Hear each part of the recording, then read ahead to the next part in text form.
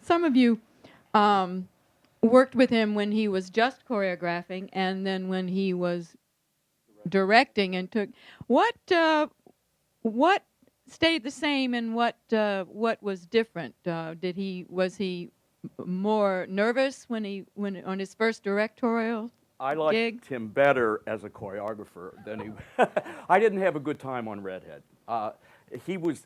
I had just come off West Side Story, and there you know, you're a person and you work hard and you act. And Redhead was truly, we were all in black. We were all an ensemble person. Although it was the hardest ballet. I mean, the boys would come off and almost vomit, and then the girls would come off almost vomiting. And Gwen did every section, and we don't know how she did it, but that was the hardest thing. But he was fanatical about rehearsing us, and the show was fine, and he just wasn't fun to me on Redhead. And I was probably ambitious too, because I was auditioning for Tulsa. I did a bad thing once.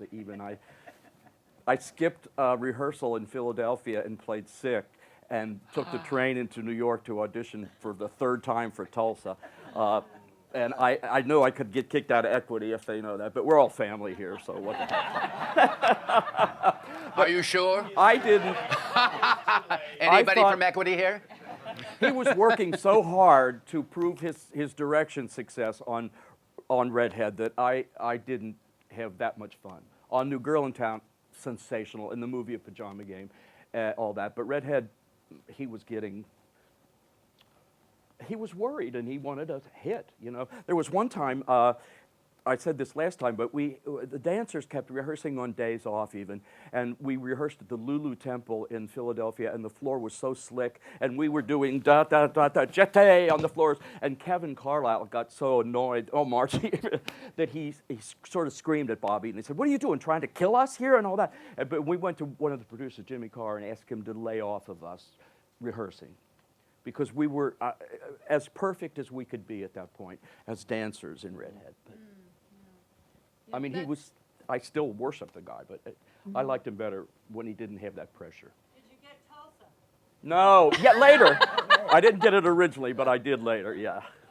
Yeah, well, it seems I have heard, because as I said, I only worked with him. I only started working with him on the movie Charity, because I didn't work with him on, no, I've heard that he was tougher, and but by the time we got to, well, I heard that he had after the movie of Charity, that he sort of hid for about 3 years and then came back with Cabaret was first, and then Liza with a Z, and then Pippin, and it was totally different there. So, because he always learned. The early days, you know, he really got really nice from all the things I heard from other dancers.